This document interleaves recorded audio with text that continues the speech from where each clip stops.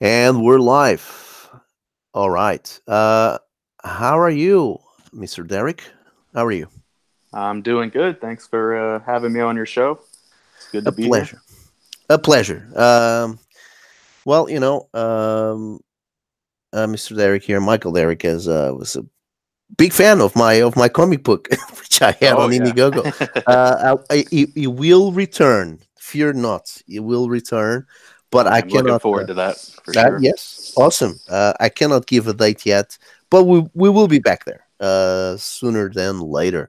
But today we are actually going to be showcasing, and talking a little bit about the Abductables, which we already featured here on this channel actually a few weeks ago when we had the artist with us, eBay Canales, but today we have the creator and the writer, Michael Derrick. So here we go.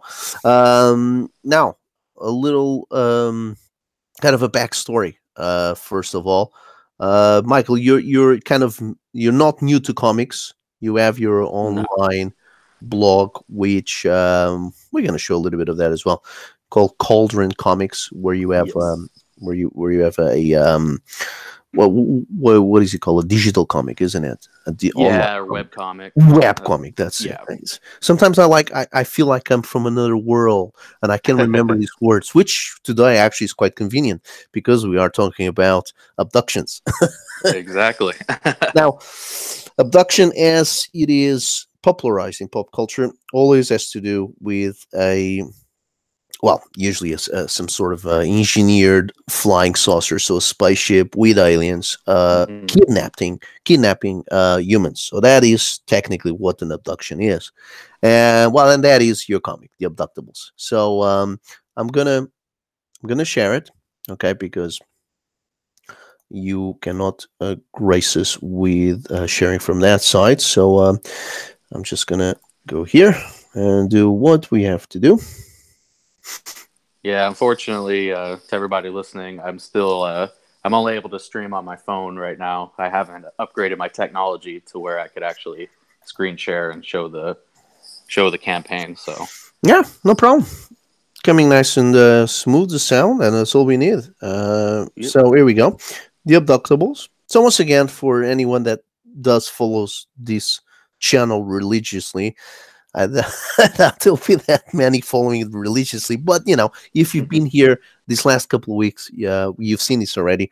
But here we go once again. Oh, and we got Canales giving us salutations from the Basque Galaxy. Thank you very much, Mr. Canales. Hey man. He's right now in the chat. It's No, funny you were talking earlier about how the all the Europeans and Comicsgate tend to get together because you're on different hours. But that's right. I here in the States, I work the night shift, so I'm kind of on European hours anyway. So Well, this yeah, I is mean, yeah. yeah, I know you're our number one listener. Don't worry. I know when we go live and he says there one watching, I know who it is. I'm always watching. It's none of us. It's you. Well, Either Canal is me or another European. Who knows? okay. So Canal is yes. Sometimes another European, like one leaving maybe somewhere in the Mediterranean or something. But Canales hasn't run away to another planet, has he? He's still helping you out. He has finished the book as far as he told us. And Yes. are you Yep. happy All with the it? pages are complete. So.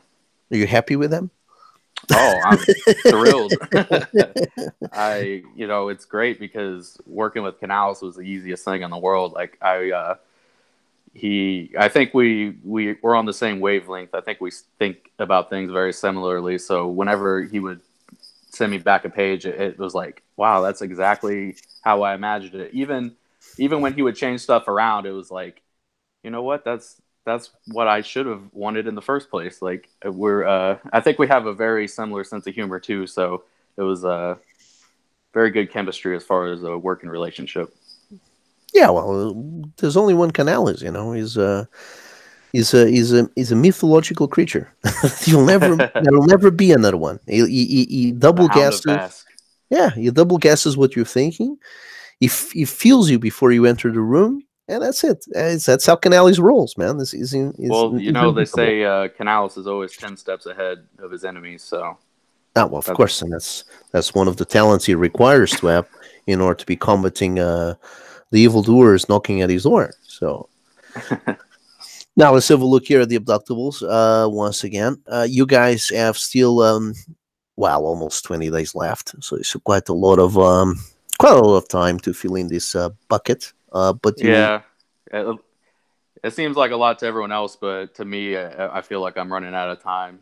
I think mm, you probably know how it is when you're running a campaign. Like time just goes by faster than you'd like, and yeah, you it always feel is. like you're on the clock. So It is very stressful. yeah, It is stressful.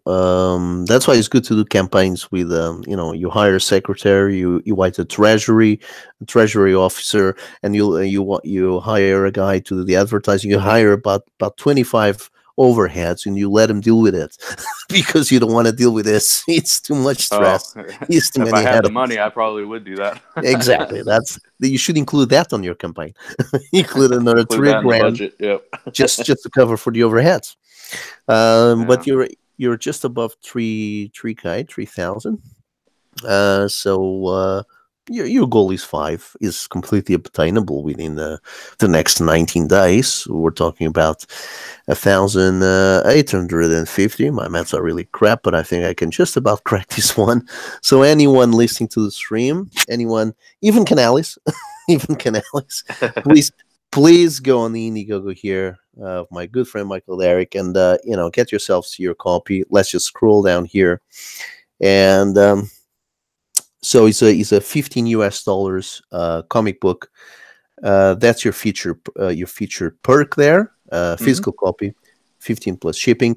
I've forgotten a little bit since I've been here the last time, so let me just open these things up again and just check out the details. So signed copy, 52 pages, bagged and boarded, and is also the digital included as well. Is that right? Yeah, Okay. we do have an option for a digital only, but anybody who backs any of the physical tiers will automatically get a free copy of the digital. So that's just an added incentive to go physical if you can. That's fine. Yeah, okay. The digital is right below that, so it's just $8 will cover you with the digital. Just really the bare minimum if you just want to know the book. Yep. And then carries on. You have a 25 one, which is 2 physical copies, and again the digital. Is it 2 digital copies as well included, or just one? Uh, Probably not. I'm assuming that would.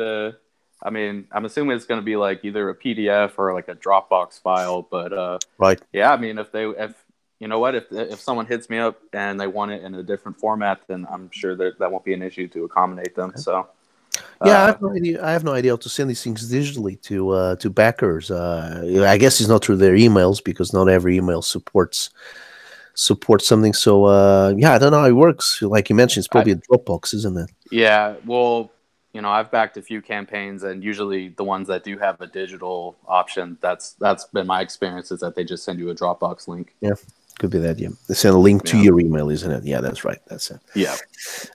Tell me again, what is this $100 bulk order?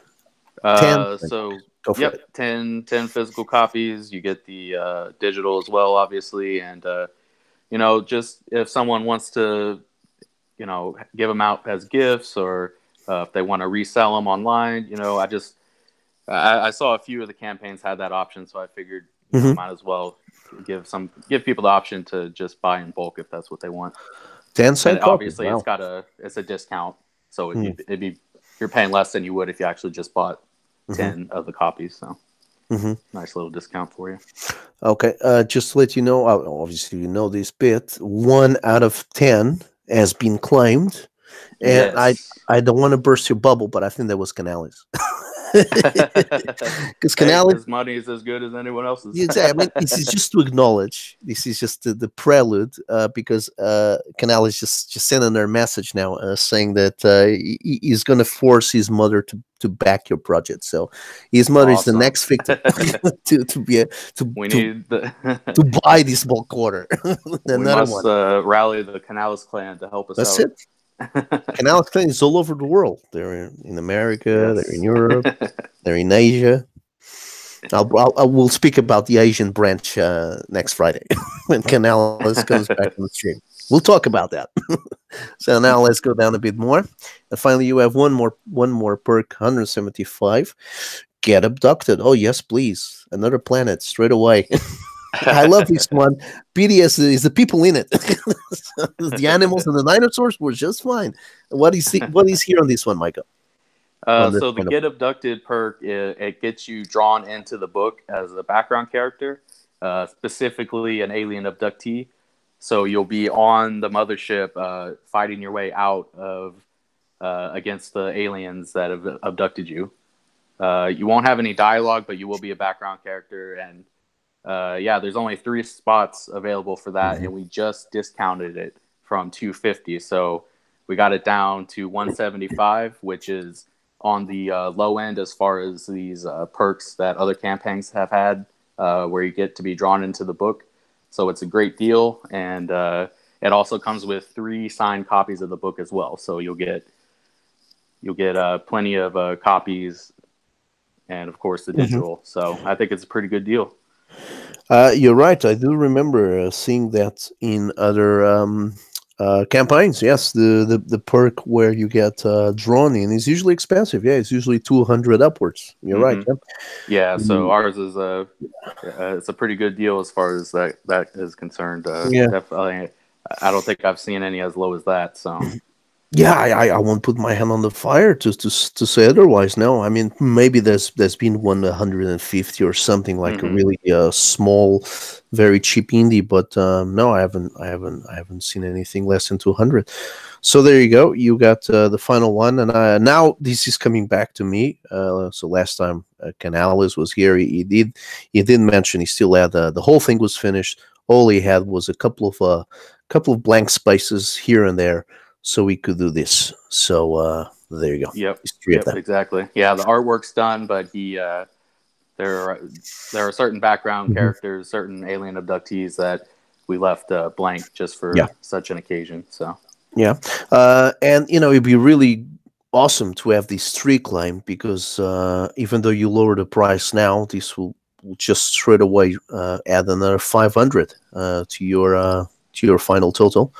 And that would be a big help to the campaign for sure. that'd be awesome. You have a fixed goal campaign, so it's all or nothing, right? And especially because all the work has been done. So basically, the overheads of this, not the secretaries, but Canales. So these guys are already taken care of, and now this is really to bring the project home, help you cover your budget, cover your hole, and then just print it out and get it out there.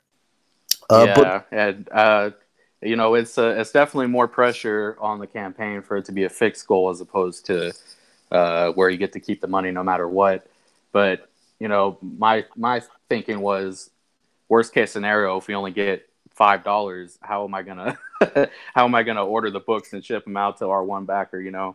That's just me thinking far ahead. But so yeah, I wasn't quite brave enough to do the flexible goal, but like you said, I think we're on track to get funded. So that's the thing that is always well, again, that's part of the stress, isn't it? I mean, but it's always very difficult for me to understand how some campaigns are able to survive on a non-fixed goal. So what is the opposite? What does Indiegogo calls that? The opposite of this? So it's fixed goal or flexible goal. Flexible, that's it. Flexible. Yeah. Because of what you just said. You might because the thing about ordering comics to be printed, you really got to order them in bulk, otherwise you're going to be charged way more than you can afford. So, and I think a lot of campaigns that I see, they tend to undercharge like what their amount, and I don't know, it makes me feel like that they don't exactly know what they're getting into, and I could see a lot of these flexible goal campaigns getting into trouble when they actually have to fulfill the campaign because they might not be getting enough money, and then they're going to end up, in debt over the project. So Well, uh, exactly. They would yeah, end up in a serious problem because for and sure. that is obviously a fear that I have, that everyone has that does something like this. Because let's say Yeah.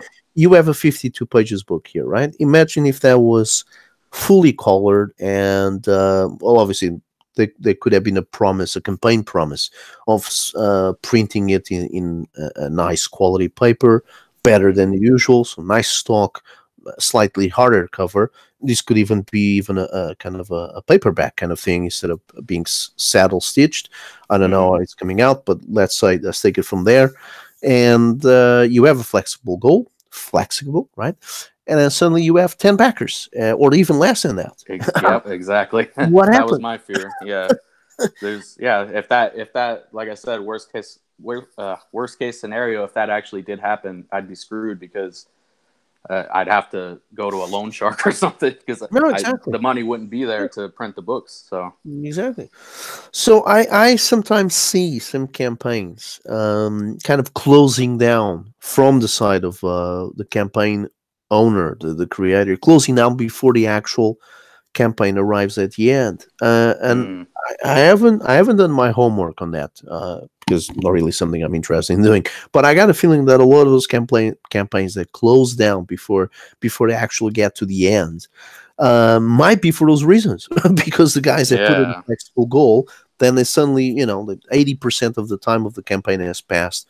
They realize they haven't generated enough following. They don't have Hmm. enough backers, and then, well, let me close this down before I'm subject to the rules of this thing, to actually Yeah. buy copies. I prefer to lose out than to lose face, basically. So Yeah, or that's end up, why unless you're like really confident that you're gonna hit your goal, I would definitely recommend yeah, doing a face. fixed campaign for anybody who's new to Indiegogo. Absolutely. Absolutely. Just don't take the chance. Yeah, that's it. Now tell me. Obviously, I have spoken to a few guys that have flexible goals. They have not reached what they want, and not even half, but they have enough backers, let's say 100 and something, to be able to print the book at cost. And then they already have other outlets planned, let's say appearances Hmm. in cons, at conventions, or maybe a couple of shops. They already agreed with them some sort of deal where they can put the books there. But Okay. unless you don't have that set up from the Yeah. beginning, if you're going in solo and kamikaze, then yeah, you got to do like what you've done, which is what I've done, fixed goal. So Yeah, I hadn't considered that, but that makes sense for people who are doing the convention circuit and have connections to retailers, which I don't have either of those. But yeah, if you do have other ways to sell your book, that makes sense. Get a mhm. little more leeway. Great. Okay, now tell me, where did the idea for this story came? Is it something you always felt passionate about? Probations done by uh, probings, not probation, probings. I mean, I've always been obsessed with aliens. So uh, when I was a kid, I would draw all the time, and one of the things I would draw the most was, the classic gray alien. Though I always thought they were green. I didn't realize that Hmm. they were gray until later. That's right. But yeah, as far as I know, I've never been abducted by aliens. People always ask me that. But I've mentioned before that if I was abducted by aliens, maybe I just blocked it out of my memory. And so I need to visit a hypnotist to find those regressed memories of being abducted and possibly probed. Hmm. Hmm. That maybe, Solid. you know what, maybe I don't want to know that if that did happen. But yeah, I've always been into the whole gray alien thing, and just as a fan of the X Files, and I grew up in the '90s, and Right. for some reason in the '90s, gray aliens were everywhere. Like everybody was obsessed with them. Yeah. Maybe that was because of the popularity of the X Files, but yeah. So later in life, recently, when I thought, what would my take be on the alien genre? Like, what if I was going to do that?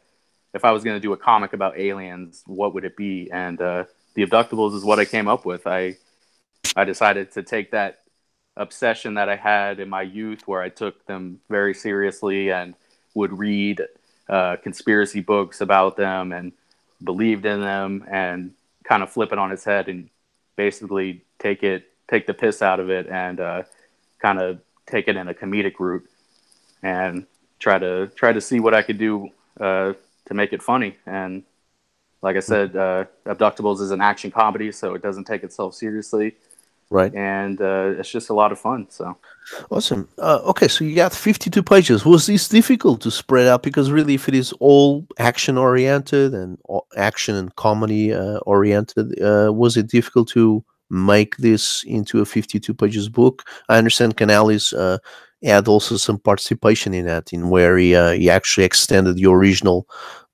amount of pages by including some extra gore and some stretching out some action pieces. yeah, So that's why you have 52 pages now, right?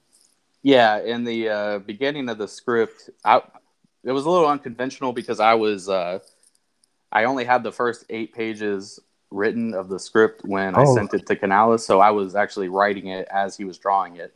hmm Um, hmm and those early pages, I tended to put a little too much on the page, so he had to kind of spread it out and move some stuff around. So okay, that's totally on me. That the book originally was supposed to be 48 pages, but Canales was gracious enough to extend it to 52, so we can get everything we needed in there. very good. Um, So that was the and reason why. Okay. yeah, and it actually wasn't a problem to stretch anything out, because if anything, it was hard to keep it only as 52 pages, because I know the initial concept of a guy wakes up on the probing table and proceeds to kill all the aliens on the ship. That can only go so far, but there is a nice little twist in the story that opens some things up and gives it some more plot that Right, right. people will be very interested in. So there's definitely a lot more to this story than meets the eye. Right, because that's what I wanted to get at, and obviously I don't want you to divulge the whole story and the Mm. twist and all that. But that's what I was imagining. What I'm wondering, what where the book actually goes. If this is like a one big set piece where you just have this guy that was kidnapped and he's kind of taking into his own hands solved his own, well, his situation, Hmm. or if this that we have here on the Indiegogo page, this preliminary presentation of the book, this is just the beginning of a much bigger story with other characters involved, and the further consequences of this kidnapping. So, but this really Yes. just centered around this guy and the spaceship. Is that correct? Yes, the main story does take place.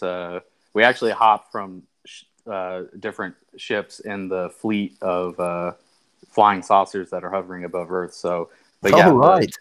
Oh, but the that's awesome. majority of the action does take place on the alien ships. But I don't think this is giving too much away to say that the abductee, the main character, the big muscly guy, he when he wakes up, he doesn't have his memories. He doesn't know who he is or how he got there. He's basically just a wild animal running loose on the ship, killing all the aliens. Um, but at some point, when he does remember who he is and regain his memories, we go into a little flashback, and his origin story is very interesting, to say the least, and it has pretty big implications on what happens going forward in the story after that hmm point. So hmm it kind of turns the story on its head. Awesome. Awesome. Let me ask you something. This guy that he fights here on this page, I'm not sure if you can see it. Yeah. You can. Yep. Okay. So this guy is he's got the same kind of bulk. Yes. So have the aliens the ability to produce some sort of genetic alteration or genetic manipulation to their own bodies in order that one of them becomes like a copy of whoever they're gonna be dealing with? Because this guy looks just like him, apart from the face, which is still an alien face, isn't it? Yeah. A- That's a Am I cool close to concept. it? Uh, we actually didn't. I kind of wish we had gone with that now, because that sounds awesome. The Well, way we did it okay. was we just explained it as, oh, he's a mutant. All right. Well, that's fine. So Because a man, he's little a mutant. simpler than Okay. yours, but So he's an Yeah, exception to the rule anyway. And he's like yeah, he's a big guy, but he's a big guy they keep there for exceptional moments because everybody else is little and with a nice little belly and scrawny. So okay, that's fine. yeah. When he's kind of like the aliens' backup plan. When obviously they're not doing too well against the abductee, they can't That's it. really beat him in a fight, so they call in the big guns. That's it. But as It's you their can big guy. see, yeah, as you can see, just because he's the same size as the abductee, he doesn't mean he knows how to fight. Oh no, So of course. There's no bloody idea. I mean, he sees the blood for the first time, isn't it? He's running down yeah. his nose. He goes like, "What the heck is this? He's- I didn't know my blood was blue or See, and that's green." how great Canales is because you don't even need the dialogue to know exactly that's what he's thinking. Yeah, Uh, exactly. Well, and then he gets punched up to infinity. Oh my Because god! really, like, what other situation would a gray alien get punched in the face? Like, it's never happened before, No, so never. they don't know what to make of it. Everybody always runs away from these guys. This is the only one that Yeah. stands up to him. So, what was there a direct inspiration for this character, for this big guy that gets abducted? I mean, this obviously reminds me a little bit of there's a few things. I mean, there's what was the name of Duke Nukem? Do you know that guy, Duke Oh Nukem? yeah, yeah. Yeah, There's definitely a Duke Nukem vibe to him. I yeah. was in the There was script. I a described him as Arnold Schwarzenegger. yeah, right. Uh, Okay. Well, yeah, Duke Nukem is based on Arnold yeah, Schwarzenegger exactly. anyway. Basically, a combination of all those '80s action heroes like Dolph Lundgren and like any '80s pro wrestler. hmm hmm hmm So Because look, there was a Duke Nukem video game. I think it came out on Xbox 360. So recently, let's say within the last 10 years, and it was mm, him, I think, against an army of aliens. I don't think he ever gets abducted or goes into the spaceship either. But these guys, they're coming down, I think, and they bring all this crap down. And obviously, he takes care of it like usually takes care of it. Big guns, basically. So, now that I think about it, I don't think I've ever actually played a Duke Nukem game. mm, Like I know who he is, but I've played Doom, which is another influence. But yeah, yeah, exactly. While you still have 19 days on it, if I find it, I'll send it to you. But in the meanwhile, if you do a search and you find that game, because again, yeah, I think he's pretty sure he's 360, Xbox 360, so he's not very old. And you might find that you might want to piggyback on that to promote this one because that is popular. Well, I'm sure that's a popular game. It wasn't very well reviewed, but amongst the gamers, that's a popular game, and this could be a nice plug to promote this one on gamer yeah, sites that this is it's similar to that, so it's almost like a past issue of that. So because there's never been a comic book for that video game, there you go, this one will fill in that gap. So yeah. That's a good idea. I definitely yeah, need to reach out to the gaming community to promote. I think they'd be into it. there's And lots it's of video games like that. I got one which is it's hilarious. What is it called? The cover is a gray alien like this with a big gun, just like this. And uh, that one is from the old Xbox, the original one. is it Uh, like Kill All Humans or something? that's it. Yeah. That is a very good game. That is it. And I'm getting the vibe of that game in here. Is exactly that. You pick up the cows, you blow up the cows, you pick up humans as well with the beam of the spaceship because you play as the alien, and then you come down and you wreak havoc with all these stupid weapons. There's a weapon that makes people fat and then they blow up.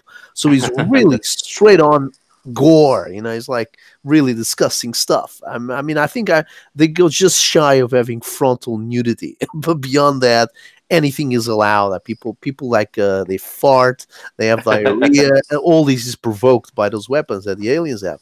There I you gotta go. play this game. That sounds awesome. Oh, that is very good, and that has been ported from the Xbox to the Xbox 360. So if you own or just grab an Xbox 360, you will be able to play that game without any problems. It has an HD version of it, so the original disc. You will run HD on any TV. Although it's an old game, it will still be playable. Get that game. Anybody listening to this, you should get. Well, what's the name again? Kill All Humans, right? Yeah, That's it. I remember seeing that cover back in the day because I was big into Xbox. So Oh That yeah, was always one of those games I wanted to play, but never got around to it. you missed that one. I got it. You missed it. You got to go back Yeah, and I get missed it, out. man. This is it. So now in your next tweets, grab the poster of that. They won't mind. Don't worry. Whoever it is, Capcom or whatever, grab the poster of that. Because I don't know if you have a cover yet. I heard that you guys have a cover, but you haven't revealed it yet. Is that correct? No, we have revealed it. I actually recently added it to the campaign page. If you scroll up to Oh, the top, okay, it great. should be Let's on go up. there. Yeah, Let's and it's go. full color. So Oh, nice. Let's go and have a look then. Let's see where it is. The big reveal. Oh, that's the one. there we go. That's the Yep, one. Okay, and yep. that's your final. That's your final logo. Yeah, because you were. No, we're actually tweaking the logo as we speak. Going through a few different drafts.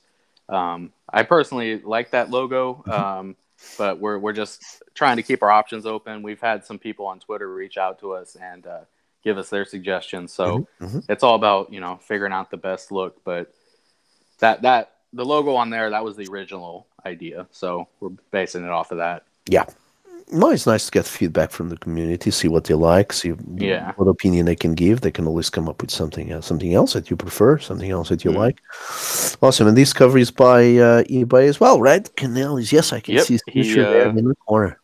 yeah, Awesome. he's a great colorist too. He did all that by himself. So Ah, it's great to see him color his own work. You don't see that too often. So yeah, that's right. I think he does it digitally, I think. yes, yeah, he I guess he airbrushed it Yeah. digitally, but He yeah, it adds the looks great. grayscale, yeah, and the colors digitally, which is great because I like this very much. I like the way he puts his grays on it. He puts the Yeah, me grays too. on the grays because you call these guys the grays. Yeah, see, it fits. Yeah, that's it. The grays on the grays. But there you go. You grab you in case you don't want to use your cover for your advertising. Use the Kilo Humans cover. It's pretty cool. They're exactly like this. So I need to we need to reach out to whoever made that game and get them to make an Abductables video game. that's something I've done back in the days. Way back. It was a Spectrum. The Mm. computer from the 80s, and you could tap into the coding of the games quite easily. And whoever had just a little bit of knowledge on how to do it, you could actually grab any game and just change the loading screen with whatever title you want to put in. So you will still have the same fonts of the original coding, but it will be, the Abductables instead of Killer That's Leo. cool. And then you could change names of characters because a lot of that stuff was text based, and then you would have a little bit of Hmm. action, but there was a little bit of text to go with it instead of having narratives like the games now, right? They hire actors to do the voices, and there's cutscenes. You had nothing of that, right? Back in the 80s. So all Yeah. you had, the cutscenes were just text. So you could easily put the text like, this guy gets abducted to a spaceship and I was going to kick ass. And you basically would kind of have a formatted game to suit your needs. And you could make copies because they were backing tapes, and so Yeah. you would just record a bunch. You just record a bunch of copies of that, and then you put your own cover, and there you go. You have a bootleg game of the Abductables very easily. Yeah, Done in 3 hours. I don't need a fancy modern game. I'd be happy with a side scrolling game like from the 80s. So Oh, this will that would be be it. cool. It will Yeah. 8-bit. Yeah, exactly. 8-bit game, perfect. A few of the Comicsgate projects have video games now. I know Mhm. Bigfoot Bill, Doug Tenable's developing a video game specifically for Bigfoot Bill, and then Yeah, Cyberfrog, like a fan, actually made a video game for yeah. Cyberfrog. So Well, the Dog and Apple video game. That's obviously something bigger, so more of a kick out. yeah, It's still done for as far as I know, from what I've seen that he showed, it's still done in a smaller scale, like a hmm side project. But yeah, their smallest scale pixels for and me stuff. would be Hollywood. Yeah, so Yeah. that's quite good. Very awesome. So this is the only place you have the artwork for this book. You don't have any other page online dedicated to this campaign. This is the only one, right? So whatever you have to present, Ye- it's here. yes. Other than our social media accounts, this is the main Yeah, place that's fine. to see. Yep.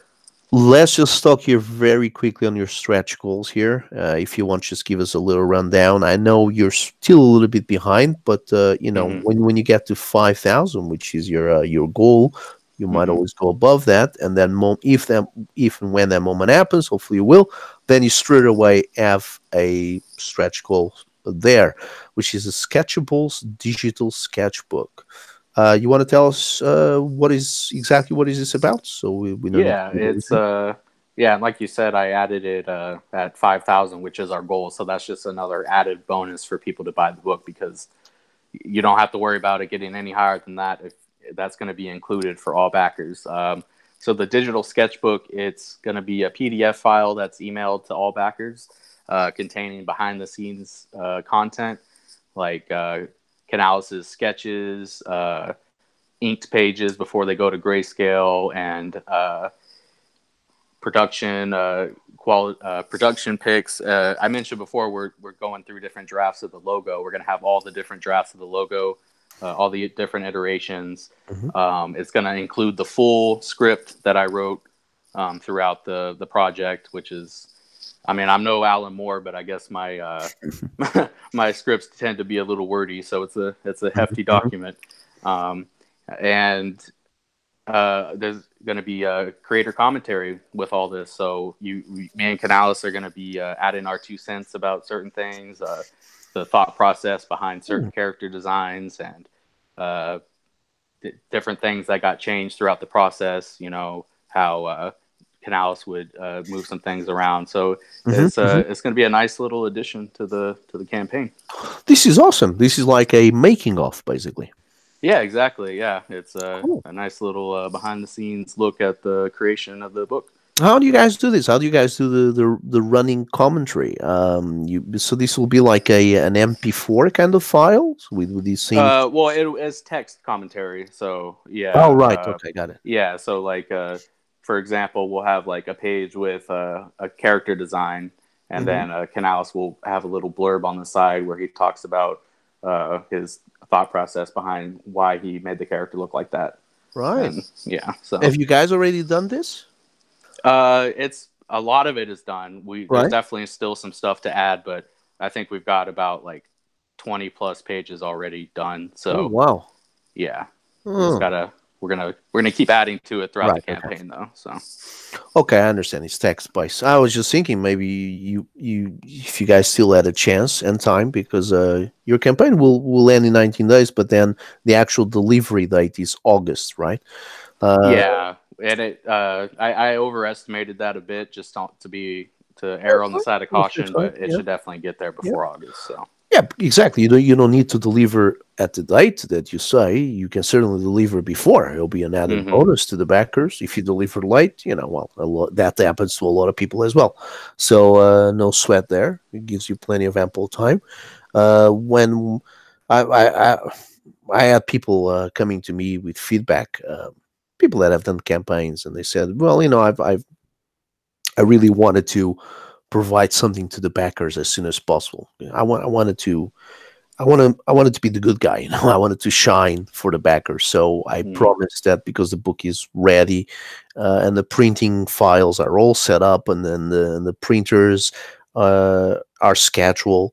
They will print at a certain date, so no sweat there. So I promised 2 weeks, 3 weeks, and the book will be in their hands right after. Oof, Exactly, yeah. right after the campaign, Oh man. and then they came back to me and said, here and there, and said, "Oh man, big problem. The post, the delivery got delayed. The printer suddenly had another gig, and they had to delay the printing as well. Hmm. So yeah, I mean, Yeah, it's always better to overestimate and yeah, because the thing is that people are very volatile.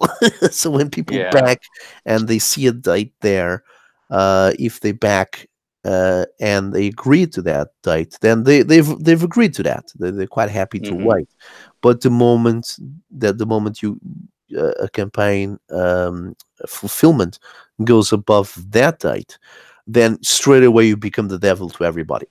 Yeah. Straight away, everyone is on top of you, like like you're the guy that caused all their problems in their lives. So, Yeah. so if I if think Another problem these campaigns run into is they don't have all the art finished before they launch, which is fine, but they estimate the time it takes to draw, but not the time it takes to fulfill and send everything out. Exactly. Yeah, yeah, yeah. So we're in a lucky position, a fortunate position that, like you said, the art is already complete. So that's just going to reduce the turnaround time to fulfillment that much more.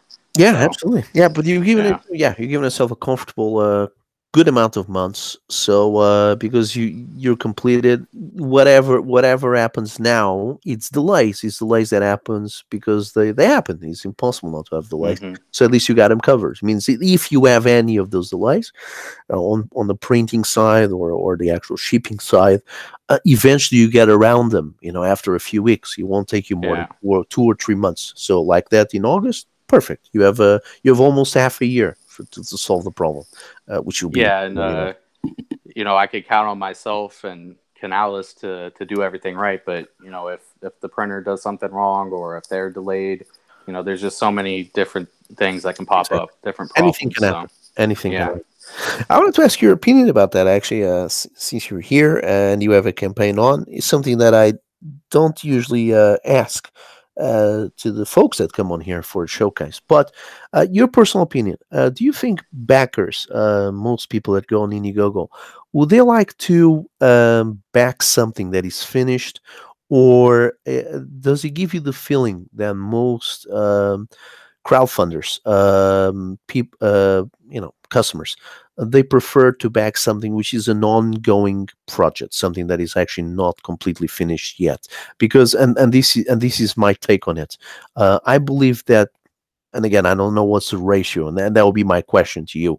But I believe that most people that come on a crowdfunding site, and this is not just for comic books or just Indiegogo. I'm speaking about generally speaking, because basically these crowdfunding sites, when they started off, Kickstarter and Indiegogo and all that, they were mostly hubs for stuff that was in a prototype development phase, and Hmm. they really, really needed those big bucks to finally finish realizing the prototype and then going into mass production, because the bigger, when these sites start getting noticed, and I know we're getting away a little bit here from the Abductables for a second, but when these sites start getting noticed was really for um, uh, Like concept tech. gadgets, concept Yeah. gadgets, Tech. Yeah. tech stuff, exactly, tech Hmm. stuff. I'm thinking, for example, the Nike boots from Back to the Future, which actually were not crowdfunded, but that sort of stuff. Yeah. For example, I do remember that one of the first, what is now Alexa, the Google Alexa, right?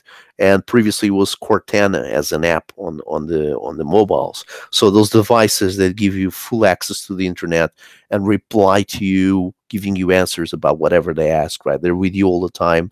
They're in the living rooms, whatever. Those things were actually the original, the granddaddy of those devices, as far as I remember, was something that was on a crowdfunding platform. So it actually Huh. started there.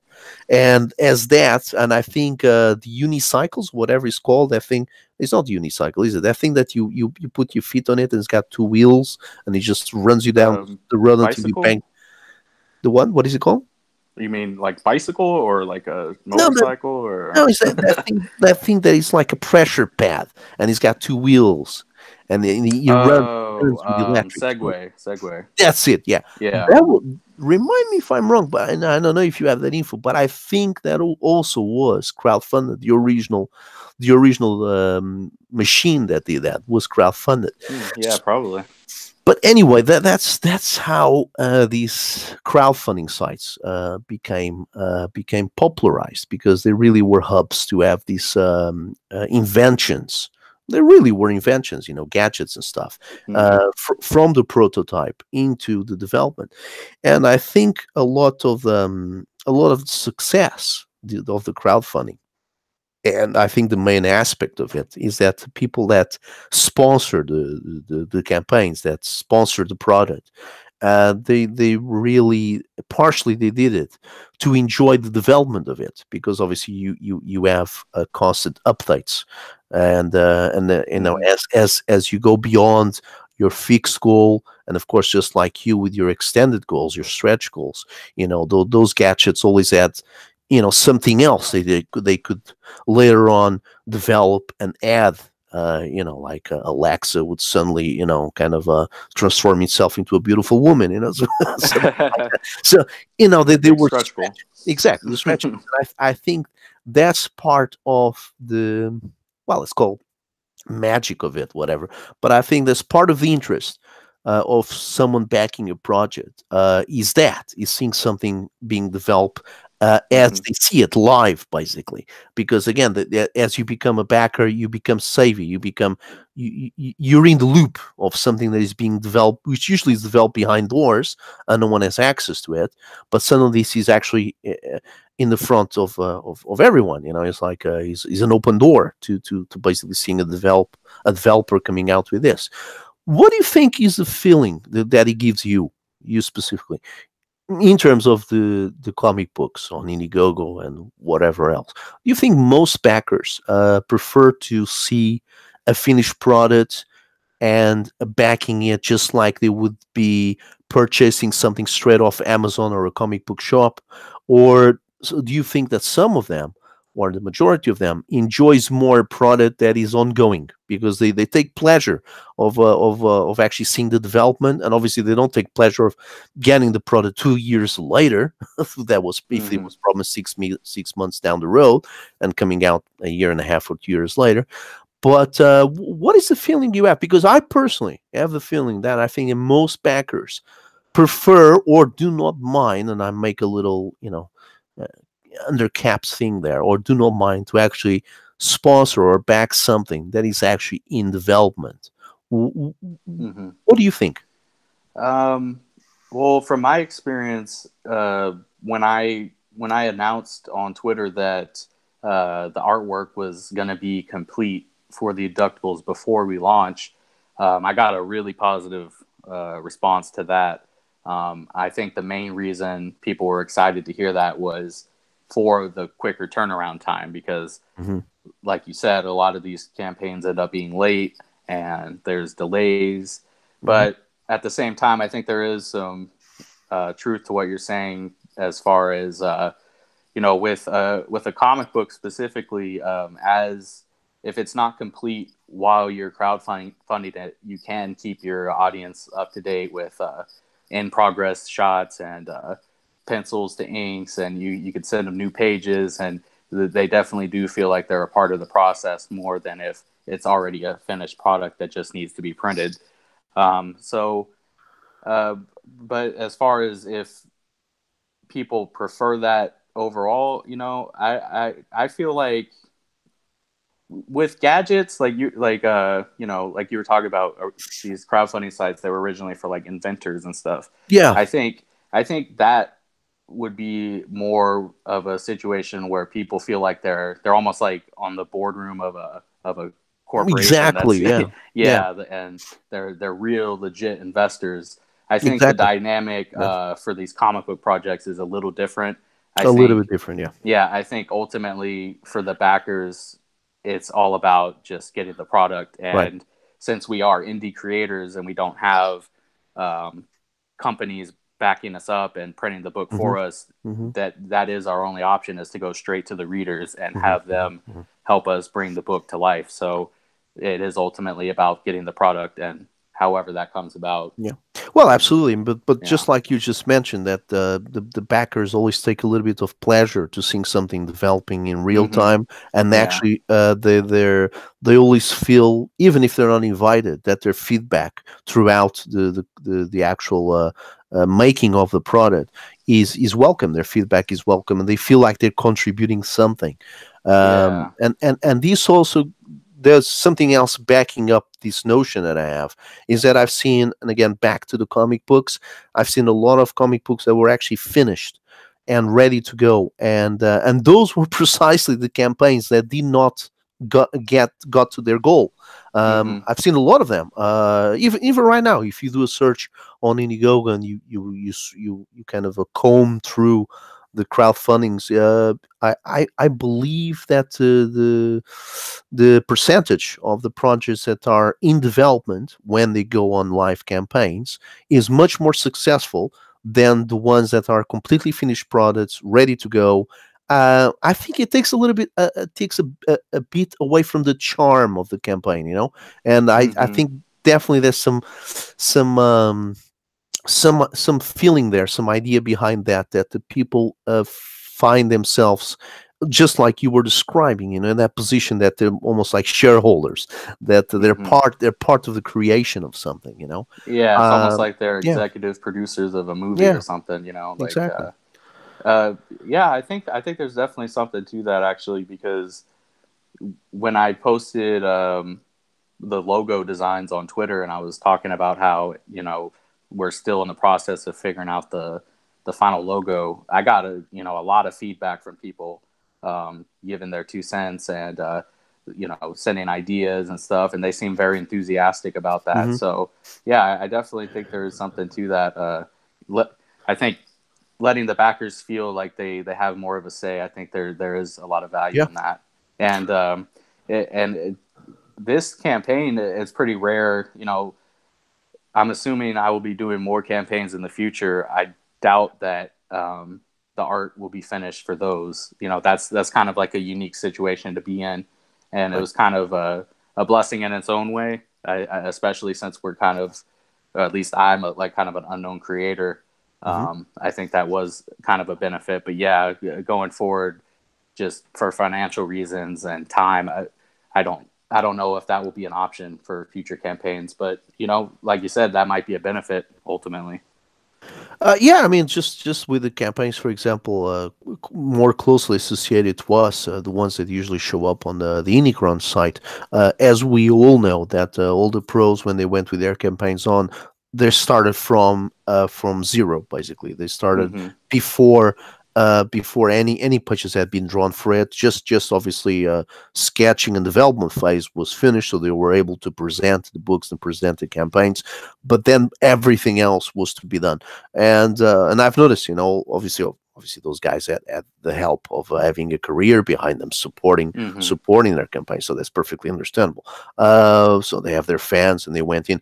But I've seen a lot of other books coming after that were actually completely finished, ready to print, and I've seen people not actually picking up any interest, and some of them had pros working in them as well, and that's why I'm mentioning this, because I've seen these. I've seen a project which I was actually not directly involved with, but I had talked with the creator, which was the Knights of Elrond or something like that. And but I Hmm. know the artist that it was involved in that. I know because I collect another indie comic. Written by a guy called Kenneth Brown, and the artist he has on that is the actual artist, this other indie creator chosen for that book, Hmm. and the book was all done. And these great artists, lovely book, and he got absolutely nothing. And you kind of think Yeah.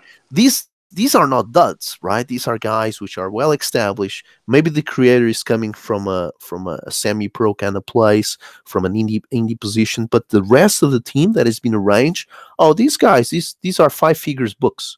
No sweat, and Hmm. they got absolutely nothing, because Yeah. over and over the situation repeats itself, and over it piques my interest. I'm keeping an eye on it on the side, and I'm thinking, this might have something to do that most people actually enjoy, to be a participating part of the actual development of the book. And Yeah. it's not so much that I got a book is ready. It's just not going to be on the shops. It's going to be for you guys, exclusive to Indiegogo. And Hmm. I don't think that's a major attraction, to be honest. I don't think is that exclusivity. I can't say of Yeah. the actual notion of the Hmm. crowdfunding. I think is more obviously who is involved in the project. So if it is a person that already has a big fan following, and I think that another percentage of the backers really are interested in backing something that they will be able to enjoy seeing it grow, seeing it develop. Because it's also Hmm. cool because you once you back a project on these crowdfunding sites, you basically start receiving notifications on your email or whatever every time there's a new update, Yeah. and that's great because that's the thing you were saying. You know, it gives people something to belong to. It gives something for them to follow to follow up Yeah. with. It's almost like a deeper connection to the project than just buying it. Yeah, Like exactly. you're literally a part of its creation. So Exactly. yeah. So, I mean, I don't know. I would say that probably now for every other project, for future projects that you yourself do, or anyone listening, or Hmm. even myself or anybody else, I would say go on Indiegogo with half the book done. Let's Yeah. just say, you know what? For you guys to have this book, you really got to buy it because he's not going to get into your hands. Because I think there's also you know, every obviously people are not made of money, so you know, everybody wants to participate, everybody wants to help, but I feel that sometimes people obviously don't have the possibilities to do it, and I think that when you have a finished book, I think some customers, some potential backers might shy away to actually dropping that donation, to actually doing the purchase on the Yeah. crowdfunding campaign, because in the back of their minds there might be always the idea that, okay, well, if the book is finished, I might not be able to get it here, but surely in the future I might be able to get it anywhere else, in a shop Mm, maybe, yeah. or in a different campaign, or maybe on eBay. There's no impetus for them to actually purchase the campaign, to actually participate in the campaign, because they're pretty sure they're going to find that somewhere down the line in another shape and form. While Hmm. if a guy starts a campaign and saying, you know what, there will be no book if you guys actually do not back this, because that was Hmm. the original idea of the crowdfunding sites and the patronage. Yeah. You know, And you really got to put your money where your desire is, you know, and otherwise it's not going to come to fruition. yeah, So that's another benefit, I suppose, of doing fixed funding because yeah, even though the book is finished, if we don't hit our funding goal, we don't have the money to print the book. So, yeah. I mean, going from there, I don't know if we would relaunch the campaign or if we would just release digitally. So, Hmm, hmm. but I know as much as some people like digital, the majority of comic book readers want a physical copy. So, it'd be a shame if we wouldn't be able to actually make a print run for the backers. So, but yeah, that's very interesting what you're saying. I think it's definitely something to consider, and I think you're onto something there for sure. Um, It's it's not a very deep analysis. It was just it's a bit longer no, as I'm trying to no, explain I it. think it, yeah, Unfortunately, because I was thinking of it completely the opposite. I was thinking, they it's all about getting it to them as fast as possible. But yeah, but I think you're definitely right. There is that you do lose a little bit when yeah. they don't feel like they're part of the creation. So yeah, Absolutely. I mean, you are the guest here. I don't want to go more into this, as actually I'm on your blog spot now. I'm sharing here your own artwork in this ongoing yes, comic book. But yeah, I mean, just to finalize that thinking, you know, it's really what I've seen happening. You know, it's just experience from what I've seen. And again, I might be completely off the bat, I might be completely wrong, but it gives me a feeling that maybe even subconsciously a lot of the backers hmm, prefer to back something that is in development. yeah, Again, this might just be something that I've noticed and nobody else noticed.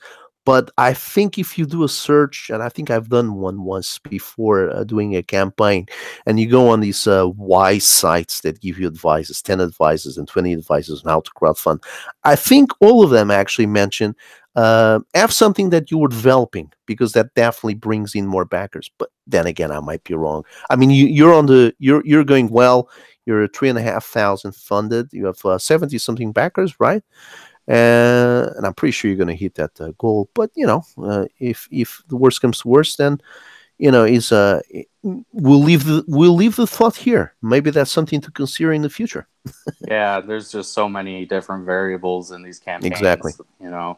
Uh, there have been certain campaigns that got nothing on their first go round, and then when they relaunched, they were hugely successful. So Exactly. There's it's all hard to kinds. tell. It's all timing, right place, right time, all that kind of stuff. So Now you have your own. Now getting back to you, we have here the Cauldron comic. So what you have on offer here on your side is just a web comic. I said it right now. Web Yes. comic. Yep. That's my webcomic, Awesome. Millennials. Okay. When I only started posting stuff online last April. I wanted to be a comic book writer for years, but it's pretty hard to get with an artist. So I figured, you know what? Let me just, even though I'm not the best artist, let me just start drawing my own stuff. That way, I can get my ideas out there, at least in the beginning. So I did a couple of one-shot comics before this, but this was kind of like my main thing come to fruition was this webcomic Millennials, which is an ongoing. It's kind of like a dark comedy, Mm-hmm. kind of a satire of our current year politics, kind of taking the piss out of, well, as it's called, millennials. So it's kind of making fun of the Yeah. millennial generation, but it's also kind of comparing the generations before that and just kind of looking at it everything through like a comedic lens and giving myself kind of the challenge of satirizing society, which is so ridiculous now anyway. It's almost like, how do you even make fun of something that's so ridiculous already? Yes. Yes. So that was that's at least what I'm attempting with millennials. So Yes. Comedy is having a hard time in our days. I'm afraid. yeah. Reality became redundant because reality is so over the top. Then you really have to Hmm. go. A comedian now to write a good joke really has to spend a good week on it, and then he just runs out of time because if you do Yeah. stand-up comedy, you cannot spend 3 weeks on one joke. I mean, I like this little hanky panky going on here, and all the guys with the mobile phones. Sweet baby Jesus. Right, I gotta check this out later on. Oh But there yeah, you go thank you. for everyone. That's Caldron Comics blogspot.com. CaldronComics.blogspot.com. Yes, Cool. thank you. And yeah, Um, it's not finished yet. There is a definitive ending to the story in mind, but right. obviously, I'm my 100% of my focus is on the Abductables right now. But I definitely do want to finish that comic in the future. Okay. What you're seeing right there, that's Yep. actually a 10-page horror comic that I did with an artist called J. Paul Sheik. Uh-huh. I Uh-huh. wrote the script and he did the art and lettering. That's straight horror. It's not no comedy, which I seem to be known for probably. But if you want to kind of get an idea of, kind of see me go out of my what I'm usually doing, which is the over the top comedic stuff like in Millennials and Abductables. If you want to see me do straight horror, definitely check this out. We I'm will. really proud of it. So 10 it's called I pages. Play with Fire. Yeah. And the chick here, obviously, she must be a millennial because she was screwing around in the woods with a Pentagon star or whatever that thing is Yeah. called.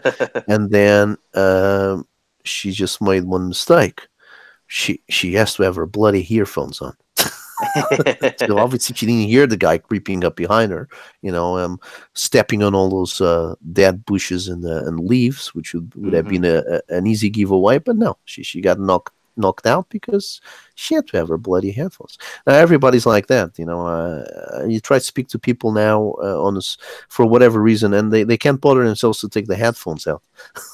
You know, it's so funny. I didn't even make that connection Yeah, in well, the book because it's like the whole premise of I Play with Fire is that, this modern girl is messing around the woods trying to summon demons and she thinks it's a big joke. And then she stumbles upon this ancient cult, which is like set in their ways. It's almost like they never left the 1600s.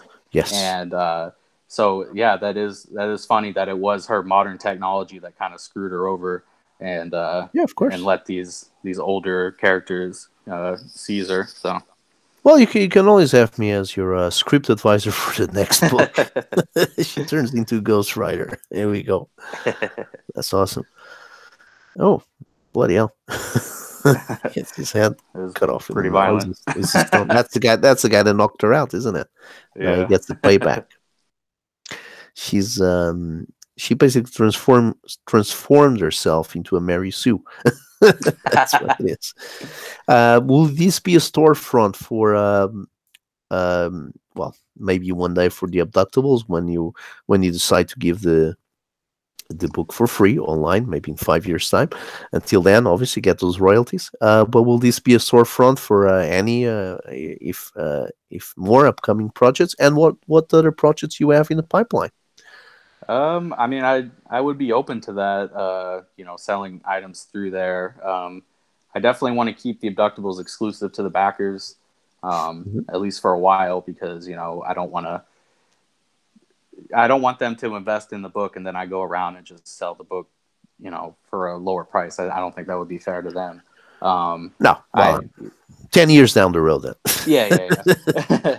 But yeah, that's kind of my main hub. So yeah, anything that I do in the future will probably be going through that website. It's funny. I recently monetized the blog, so there's ads on there. But yeah, you have to get a certain amount of views before you make any money, which I haven't gotten to that point yet. Oh And yes, I didn't it's know like that. as soon as I monetized the blog is when I kind of stopped updating my webcomic. So it's like it's just funny that I got monetized, but I'm not even updating it, so I'm not Mhm, making any mhm. money off of it. That, But that yeah, is funny. definitely check out the blog, and once the campaign ends, I'm definitely going to try to update it more Okay. and finish my webcomic. So, what other projects you have for books similar to the Abductables? I mean, in terms of page count and to be released on crowdfunding. Anything else in the pipeline? Um, I mean, I've got millions of ideas, but it's just right now I'm trying to figure out what the best project is going to be for my next Indiegogo.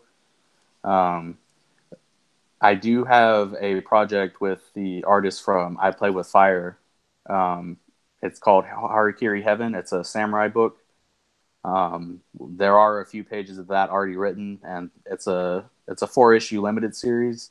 The first two scripts are written, so we might go with that. That's all up to Jay if he's a very busy man, so we'll see if we can go with that. But other than that, I'm thinking for my next Indiegogo, I kind of want to do like a straight up superhero book, kind of like a dark superhero in the vein of Spawn. Um, I have an idea for that I'm still fleshing out. It's not 100%, but I have a pretty good feeling about that. And I've posted just very cryptic stuff about it online, and it's gotten a pretty good reception. So that might be what I go with, but I'm still figuring that out. So, but rest assured, there will be many projects to come because I'm hoping this is just the beginning. All right. Okay. Very good. Yes. Do you have a plan to create your own label? Will it be called Cauldron Comics? Cauldron Comics? Yep, that's my imprint, Cauldron Comics. Awesome. Okay. Yeah, unless I get picked up by another company, that everything will be going through there. So yeah, that's kind of like my little comic book studio, Cauldron Okay. Comics. Very good. Well, okay. So let's just move this a little bit away from my mouth. The link is in the description below the stream and below the video once we finish streaming. And everybody, go and check it out. 19 more dice. I'm sure that this Friday, if Canales is fully recovered and if he's joining us on another stream, another drawing stream, our Friday night lives, then we will show this one more time. We'll Awesome, keep thank an eye you. on this, keep it in pace, and you just have a little bit more to go. And let's hope he hits his mark. Really like to see this in print. Are you guys gonna saddle stitch this, or is gonna have a little spine to it? It's just gonna be saddle stitched. It's cheap. Unless it makes like a ridiculous amount of money, then we would upgrade it to like a kind of a trade Yeah, paperback. that'd be lovely. Um, but yeah, as of now, but I do want to give it like a quality, cardstock cover and everything, so it'll be a Oh yeah, nice, a that's nice nice. little comic That's book. nice. Yeah, Okay, cool. All right, Michael Derrick, thanks very much for coming over. yeah. Thanks for Thanks for having me. This sharing. was a lot of fun. I'm glad we finally got to talk. Yeah, We that's it. talk a lot on Twitter, but yeah, it's good to Yeah, finally be on your that's show. good. And yeah, Well, house is always open, meaning the stream is always open. The mic is always open. So you're welcome to come on anytime you like. awesome. Yeah, And we'll have to you, me, and Canals will have to do a stream one of these days. Get oh the three of yes, us together. That'd be kind of yes, cool. sorry. That was my horrible. No, that's not my drawing. Not to worry. Share that. Suddenly share that. That's not mine. So I'm gonna stop sharing Look it good to me. before. When it's finished, they actually look quite good, but that one is not finished yet. So, I all mean, we right. just showed my art.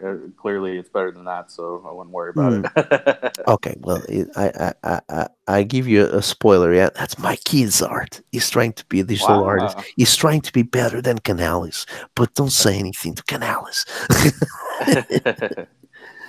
Oh, So very good. Thank you very much. yeah, definitely. The art runs in the family, so. Yeah. Well. Uh, yeah. Well, that's still to be checked. All right. Thank you very much for coming, and thank you for to everyone that dropping by, drop by, and will drop by in the future. And do subscribe and like the video and share it around. Okay. Thank you very much, and until the next time, probably tomorrow when we'll have another guest, another creator speaking about another crowdfunding book, which is actually ending tomorrow. I'm not giving it away yet because I still need to confirm it, but I think we'll have another showcase tomorrow, and maybe we'll turn that into a closing party, like an after campaign party, because I know this one is about to finish tomorrow. So there you go, another reason to come back again to this channel, another reason to follow another stream. So thank you from me, and thank you again to Michael Derrick, and see you guys again very soon. Bye bye, everyone. Bye bye.